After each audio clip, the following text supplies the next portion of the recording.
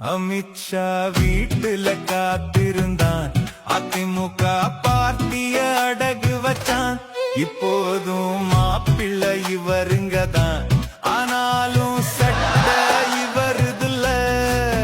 கொடுமை ஐயையோ ரொம்ப கொடுமை நிலைமை, அதிமுக தொண்டர் நிலைமை தலைமை.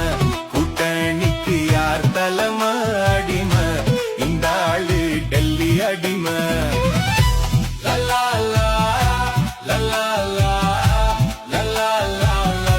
நீ ஏதாவது எங்களுக்கு சீட்டு வாங்கி கொடுத்தியா, பிரச்சாரம் பண்ணியா, இல்ல ஜெயிக்க வச்சியா?